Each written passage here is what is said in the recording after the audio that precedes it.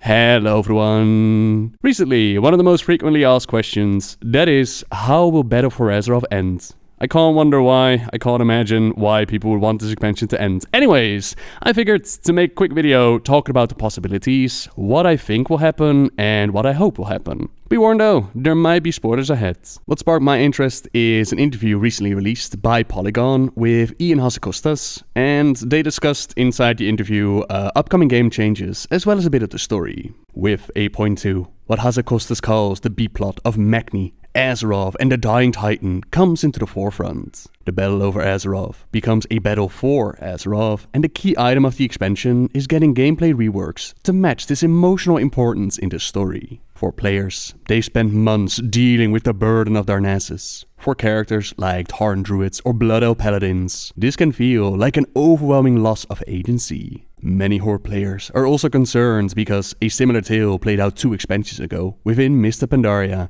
with Garrosh Hellscream. For these players, the second corrupt war chief in under 5 years might suggest that the Horde that they've been playing under for a decade or more is broken and not worth defending. Hazzikostas is aware of the parallels to Garrosh's story, and he says that the Horde is too. There are a couple of references here and there. He says, there are more coming. Members of the Horde leadership will remember going down dark paths before. He also notes that Garrosh's motives were different. They would attempt to restore a lost vision of the Horde at the expense of everything else, while Sylvanas' goals are still unclear. But Hazzikostas notes, there will not be a trial where she is in chains. Sylvanas is not a character who would find herself in that situation, ever. The team intends to avoid false choices or the illusion of a branching narrative. Hazzikostas also hints at an interesting possibility for the Alliance future narrative. In this case, it felt right for the Horde. Alliance don't have that same division in the ranks just yet, and there isn't the same natural point of choice. So, as many of you already noticed, the story of Battle for Azeroth, it has a lot of similarities compared to the Garrosh storyline within Mists of Pandaria. Why, you might ask? Why do a somewhat of a redo? That's been touched upon during the story and lore development livestream, where they said, the stuff that the Horde is going through at this time is pretty intense, and there are different perspectives on what the Horde is, what they stand for, what they should be doing, you know, and when you look back at the things with Garrosh, the result of that didn't really, you know, it cleaned up some stuff, but it didn't really fundamentally make the Horde look at themselves and really question, you know, what do we stand for? Where are we going? And so with Battle for Azeroth, that was an opportunity to say, all right, let's look at these things. Let's look at that old Horde that's in Saurfang. Let's look at that new Horde that's in Zakan and so many others, and see what this war chief is doing. And let's let players think about that and process their own reactions to that. Absolutely. I'm personally of the mindset that the question of what the Horde is, right? The Horde is family and whatnot. It was covered pretty well within Mists of Pandaria. It's very true that the Aftermath, it never played a part in the future. You could click on the NPCs, they had dialogue of what was gonna happen next, and that just never played out. Instead, we just went to Warlords of Draenor, and we kind of forgot about the ending of the Siege of Orgrimmar. But to then just do a redo, to fix it up, to do the story better, yeah, I'm sure we'll all have our opinions about that. Now, as interesting as it might be, one ending I don't think a lot of people would expect, that would be Sylvanas to actually win Battle for Azeroth. Just from the get-go, it's very difficult to give a decisive victory to either the Alliance or the Horde, considering that at the end of the day, we're still going to need our characters to play with. You can't exactly wipe out the enemy and turn them all into Forsaken. For as long as the story is told within World of Warcraft, there is somewhat of a limitation as what they can deal with.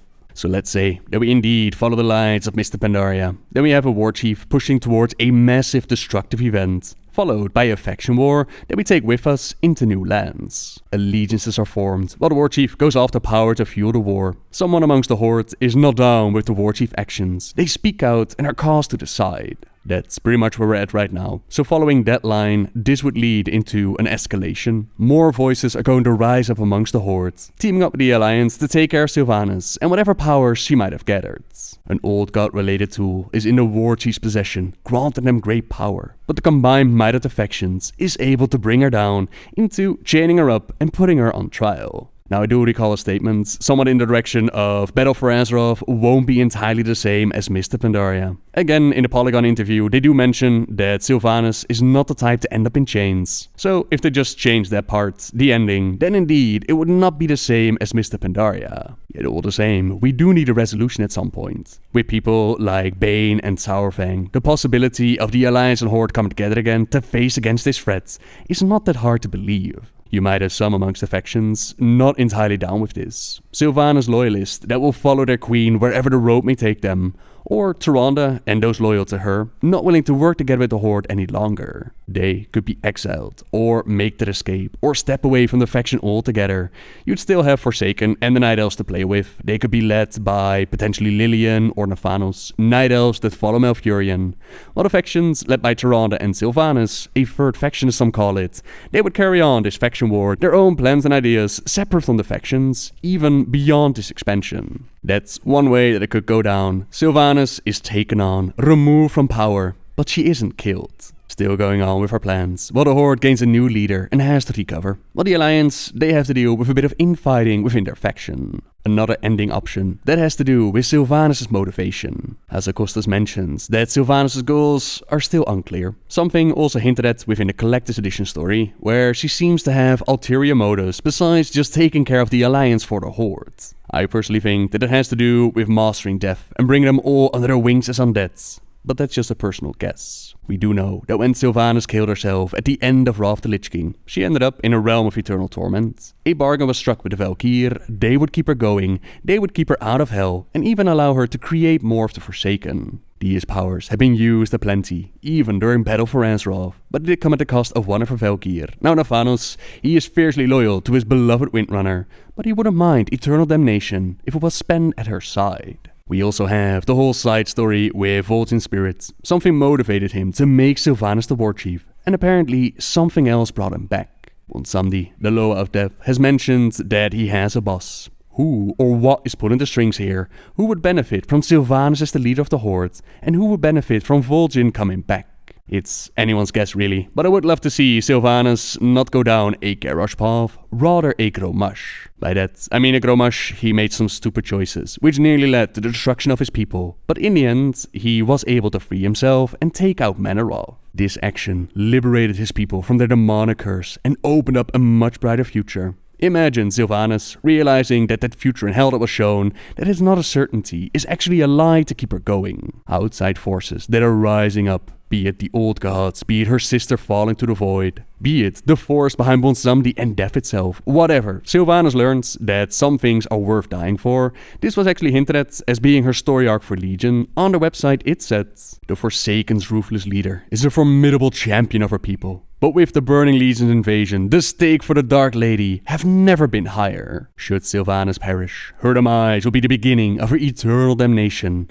All that stand between her and this doom are her Valkyr, yet few of these spirit guardians remain. As her fate edges closer to the abyss, Sylvanas must decide how far she'll go to protect her people, and whether they're more precious to her than her soul. This would be my personal choice when it comes to her ending. That way, nobody really takes the kill. People like Anduin and Bane, they can bring the factions closer again, while others, they might not see this as enough reason to let things go. There could again be plenty of aggression left between the factions. Sylvanas is let go in her own way, on her own terms, while we focus on the next big threat. That's another ending, but if you'd ask me, my personal favorite option, if the realm possibility is endless, for me that would be Azeroth itself waking up. I can already see the cinematic. It plays out where the people of Azeroth slowly see this face gazing at them. Half of it is pure and beautiful. The other half is dark, mutilated and corrupted. The foolish mortals spend so much time fighting each other over Azeroth, rather than for Azeroth, that the Titan, said to be even stronger than Sargeras himself,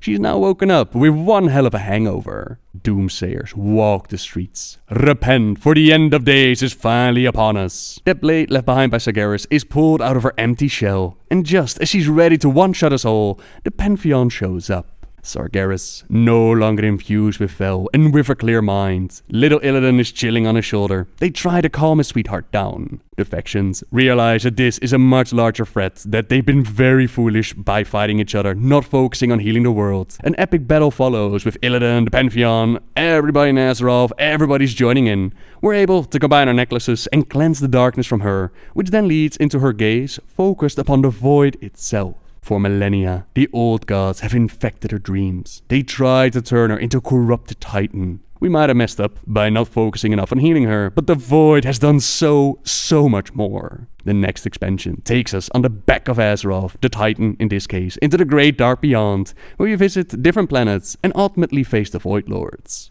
Alternatively, a fourth option, we could also just see us fail in the end. Despite our best efforts, Azeroth is just beyond repair. Our greatest heroes have already fallen to N'Zoth or the faction war. All in all, it's too late. We've run out of time. So Nosdormu, the bronze dragon aspect of time, he does the only thing he can do. He abuses the remaining power he has left, knowing full well that this means the birth of the infinite dragonflight and ultimately his demise. Yet he has a duty charged upon him by the Titans and will do anything for the sake of the universe. This then has us go through different timelines in the next expansion, alternate realities showing us what could have been. This turns the story completely on its head. We could go from partying during the War of the Ancients, where we can team up with Azshara and prevent her from becoming a Naga, to joining Illidan in the Black Temple, knowing full well what his ultimate plans are going to be. Different what-if scenarios, never touched upon. Until we've recollected ourselves, we've gathered enough power to create a gateway back to our timeline, and there we can potentially fix it with knowledge from the past, or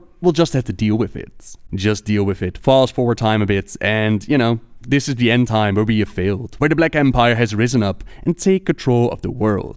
Good luck, heroes. You are now back in your own time. Try to clean up this mess. Now these are just a couple of ideas though on how they could end it. There are of course way more ways of ending this expansion. Some of you also asked, like, okay, well, we might finish off Battle for Azeroth, but where do we go from here? What other stories do they have left to tell? Now in the past, I would describe that the story in Warcraft is based on 3 different pillars. You had the Titans with the Pantheon, the Old Gods, and the Burning Legion. If you would trace back any story in Warcraft to its origin, you would end up at one of these 3. Now, Old Gods have been replaced by the Void Lords, a source behind them, but the storyline with the Titans and the Burning Legion, that's been pretty much covered.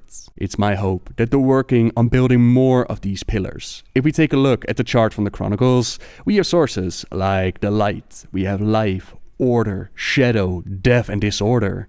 What are the sources behind these things? What powers are at play? And how do they perform within the storyline? We definitely had hints of this. Blizzard playing around with some ideas. For example, we've seen the Light being a much more dominant and demanding force than it's ever been before, with the Illidan storyline and the alternate version of Draenor. Death is being expanded upon heavily within Battle for Azeroth, with sources manipulating, Helya apparently making a return, a boss behind Bonsumdi.